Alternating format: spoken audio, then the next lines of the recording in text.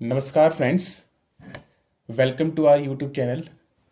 So today we are discuss about a very important topic that is consumerism यानी कि उपभोक्तावाद. Consumerism consumer शब्द से बना है. कंज्यूमर शब्द मीन्स उपभोक्ता यानी कस्टमर. सो कंज्यूमरिज्म मीन्स कि जैसे मटेरियल गेन या पोजेशन के लिए हम किसी भी वस्तु को खरीदते हैं तो हम उसको कंज्यूमरिज्म की श्रेणी में रखते हैं. फॉर एग्जाम्पल, यदि मुझे कपड़े धोने के लिए साबुन की आवश्यकता है तो मेरा साबुन को खरीदना ही कंज्यूमरिज्म कहलाएगा. ठीक है. और एक टर्म इसमें आती है एक्सट्रीम कंज्यूमरिज्म, यानी कि जब कंज्यूमर अपनी हद से ज़्यादा रिसोर्सेज का पोजेशन जब करता है तो उसको एक्सट्रीम कंज्यूमरिज्म की श्रेणी में रखा जाता है.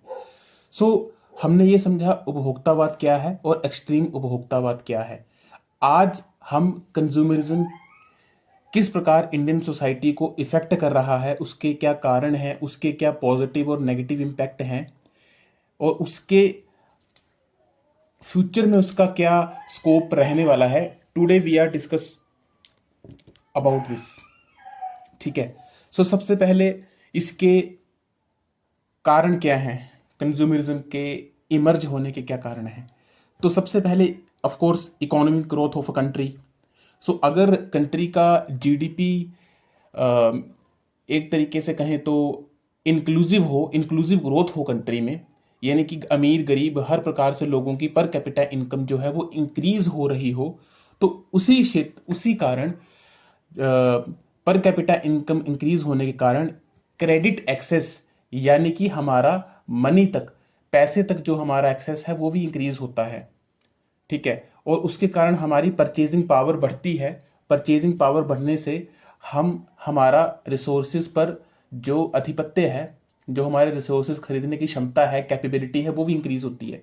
इसके कारण हम कंज्यूमरिज्म से एक्सट्रीम कंज्यूमरिज्म की श्रेणी में जा सकते हैं. इसके अलावा ग्लोबलाइजेशन एंड अर्बनाइजेशन यानी कि वैश्वीकरण और शहरीकरण. वैश्वीकरण, ग्लोबलाइजेशन तो हमें पता ही है, जैसे इंटरलिंक इकोनॉमीज यानी कि हमारा trade and technology transfer between the interlink economies, यानी कि इंडिया का यूएस के साथ या इंडिया का ऑस्ट्रेलिया के साथ या वर्ल्ड का किसी कंट्री के साथ जो ट्रेड रिलेशंस हैं या कल्चर रिलेशंस हैं या टेक्नोलॉजी रिलेशंस हैं, तो वो चीज़ ग्लोबलाइजेशन इंश्योर करती है. इंडियन सोसाइटी में 1991 एलपीजी रिफॉर्म्स के बाद ग्लोबलाइजेशन जो है वो बहुत बढ़ चढ़ के इंडियन सोसाइटी में देखने को मिली है. ठीक है. अब ग्लोबलाइजेशन जब हमारा टेक्नोलॉजी ट्रांसफर हो रही है, हमारा इंडस्ट्री इंफ्रास्ट्रक्चर बढ़ रहा है ड्यू टू ग्लोबलाइजेशन, तो एक हद तक अर्बनाइजेशन भी होगी. फॉर एग्जाम्पल, मैं एक एग्जाम्पल देता हूं. जमशेदपुर, वहां पे टाटा स्टील इंडस्ट्री इस्टेब्लिश हुई थी. उसी के कारण वहां आसपास के एरियाज में better hospital services, better better school services, better infrastructure जो भी हैं वो देखने को मिलती हैं. और इसी के कारण सैटेलाइट टाउन्स भी इमर्ज होते हैं. सैटेलाइट टाउन्स में हमारे गुड़गांव, नोएडा, ये सभी जो सैटेलाइट टाउन्स हैं वो कहीं ना कहीं इंडस्ट्रियल एरियाज के आसपास विकसित होने के उनके चांसेस बढ़ जाते हैं. तो हमने ये जाना कि इकोनॉमिक ग्रोथ, ग्लोबलाइजेशन और परचेजिंग पावर के इंक्रीज होने से किस प्रकार कंज्यूमरिज्म बढ़ सकता है. अब हम जानेंगे कि इसका इम्पैक्ट क्या होता है कंज्यूमरिज्म का. सबसे पहले पॉजिटिव इम्पैक्ट. हाँ ठीक है, बोल सकते हैं कि इकोनॉमिक ग्रोथ कंट्री की बढ़ जाती है इससे, क्योंकि कंज्यूमरिज्म से क्या होगा, कंज्यूमरिज्म से एक तरीके से एम्प्लॉयमेंट जनरेशन मिलेगी और कंट्री की जीडीपी यानी taxes, resources from taxes increase होंगे और कंट्री की ओवरऑल जो इकोनॉमिक ग्रोथ है वो देखने को, बढ़ने को मिल सकती है. इसके अलावा innovation, yes we can say that कि इनोवेशन एंड इंफ्रास्ट्रक्चर डेवलपमेंट भी ठीक ठाक तरीके से इनका विकास देखने में मिल सकता है. पर क्या सिर्फ एक क्वांटिटेटिव इकोनॉमिक ग्रोथ इंडिया की सोसाइटी के लिए आवश्यक आवश्यक है? ये प्रश्न मैं आप पे डालता हूँ। ये आप मुझे इसका आंसर कमेंट सेक्शन में देना। हाँ, नेगेटिव इम्पैक्ट में हम देख सकते हैं environmental degradation. Yes, environmental degradation ये तो होती है। क्यों? एक्सट्रीम कंज्यूमरिज्म से जब हमें कोई चीज़ नहीं चाहिए और हम उसको परचेज कर रहे हैं, दैट मीन्स कि हम रिसोर्सेज की वेस्टेज कर रहे हैं। अगर वो चीज़ हम उसको यूज़ तो करने वाले नहीं है, ओवर द टाइम वो चीज़ एक्सपायर होगी और वो चीज़ फिर से किस में आएगी? वो चीज़ इसमें डिकम्पोजिशन इसमें आएगी, वो चीज़ गार्बेज में आएगी, और वो जो गार्बेज होगा वो डिकम्पोज उसकी डिकम्पोज में भारी एनॉमली होती है। ठीक है। इसके अलावा कल्चरल इरोजन यानी कि कल्चरल डिग्रेडेशन भी देखने को मिलती है, जैसे कि खासतौर पर जो आपके पहाड़ी स्टेट्स होते हैं, ओवर कंज्यूमरिज्म से या एक्सट्रीम कंज्यूमरिज्म से आपके जो एरियाज़ हैं, पहाड़ी एरियाज़ हैं स्पेशली, वहाँ पे ठीक ठाक एक कल्चरल डिग्रेडेशन देखने को मिली है according after specially after 1991 LPG reforms के बाद। इसके बाद सोशल इनइक्वालिटी, अगर इसका मैं एग्जांपल देता हूँ, अगर हम किसी अमीर रिश्तेदार के घर में जाएं जो आर्थिक स्थिति जिनकी हमसे बढ़िया हो, और हम उनके घर में ऐसे साज सज्जा का सामान देखें या किसी भी चीज़ का जो शायद उनकी ज़रूरत से ज़्यादा हो, उनकी क्रेडिट एक्सेस अच्छी हो या परचेजिंग पावर बढ़िया हो, तो इससे क्या आता है हमारे दिल में भाव? अगर हमारे पास वो चीज़ ना हो, बेशक वो हम खरीद सकते हो या ना हो खरीद सकते हो, हमारे दिल में एक तरीके से सोशल इनइक्वालिटी का फैक्टर आता ही है कि हम, तो ये चीज़ भी ओवर कंज्यूमरिज्म का ही नतीजा है। हाँ, mental health issues, for example phone भी तो एक कंज्यूमरिज्म का ही एग्जांपल है। तो फ़ोन जब ओवर आप ओवर यूज़ ऑफ फ़ोन करेंगे तो मेंटल हेल्थ इशू के चांसेस भी बढ़ जाते हैं। अब इसी में बोल सकते हैं कि ओवर कंज्यूमरिज्म के कारण इकोनॉमिक जो ग्रोथ है वो इंक्रीज होती है, that's okay. E commerce growth for example, जो कि 350 बिलियन इंडस्ट्री बनने वाली है बाय 2030, और 2030 is not a far away from us, it is just like 4-5 years away from us. Consumer, remember, India is going to be the 5 trillion economy, और India spending 6 trillion by 2030 on consumer items. तो आप देख लीजिए, एक developing country जो कि अपनी GDP से ज़्यादा सिर्फ कंज्यूमर और लेविश वस्तुओं पे खर्च कर रहे हैं हम लोग, तो Indian society is going going towards over consumerism. अच्छा, इसके अलावा 100 मिलियन क्रेडिट कार्ड यानी कि 100 मिलियन क्रेडिट कार्ड जो हैं वो इशू हो जाएंगे बाय 2030। ये एक मोटा मोटा डाटा है जो कि ओवर कंज्यूमरिज्म की ओर इंगित कर रहा है कि इंडियन सोसाइटी कहाँ जा रही है।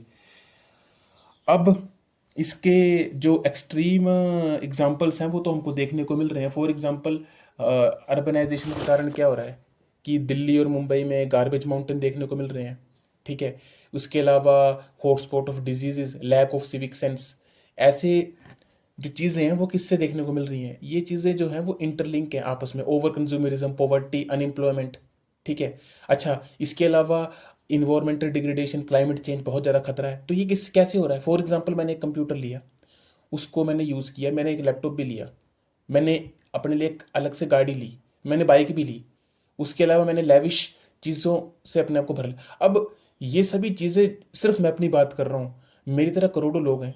अगर हम अपनी रिस्पॉन्सिबिलिटी नहीं समझेंगे, at at the end of the day वो चीज़ें, हर चीज़ की एक एक्सपायरी डेट होती है, और वो चीज़ जब गार्बेज में जाएंगी तो वो एक तरीके से डिकम्पोज होने में टाइम लगाएंगी, और जब वो डिकम्पोज होने में हज़ारों टाइम लगाएंगी, प्लास्टिक तो डिकम्पोज होने में हज़ारों टाइम लग, तो हमारे इन्वायरमेंट का कितना बुरा इम्पैक्ट पड़ेगा हमारे इन्वायरमेंट पे, ये एक सोचने वाली बात है।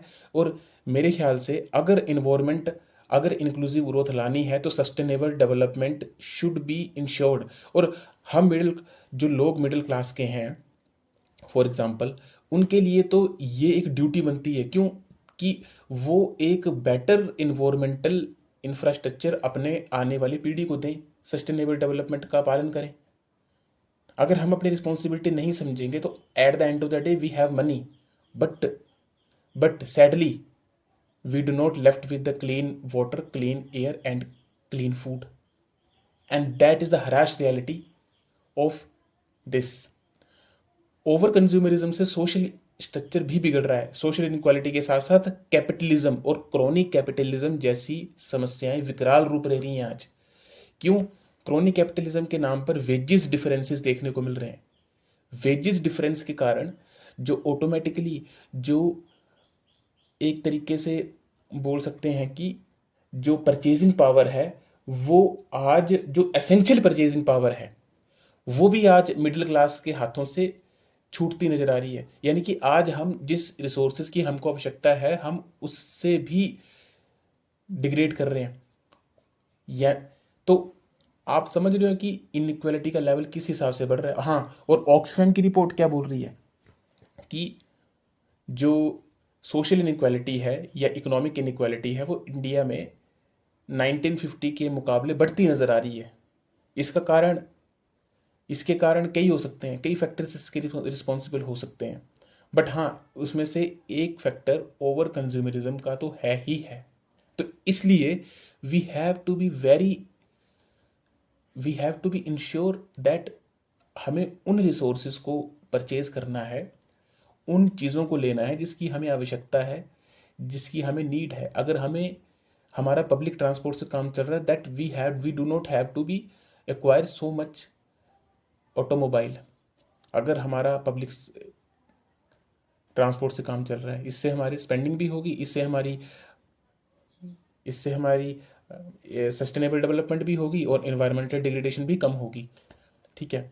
उसके अलावा अगर हम अपने इन्वायरमेंट के लिए वन महोत्सव या बीट प्लास्टिक पोल्यूशन या डिजिटल डिटॉक्स जैसे इनिशिएटिव का पालन करें और सोसाइटी अवेयरनेस, सिविक सेंस को बढ़ावा देने के लिए भी अगर हम कोई कैंपेन या ऑनलाइन कैंपेन कोई स्टार्ट करें तो इससे भी हमारे नेचर में, हमारे इन्वायरमेंट में काफ़ी ज़्यादा सुधार देखने को मिल सकता है। ठीक है। सो इसी के साथ हम कंज्यूमरिज्म का टॉपिक क्लोज करते हैं। I hope that you people understand it in a panoramic view, and let's hope that अगर आपको कोई इशू हो तो that you can write on the comment section. Okay guys, thank you.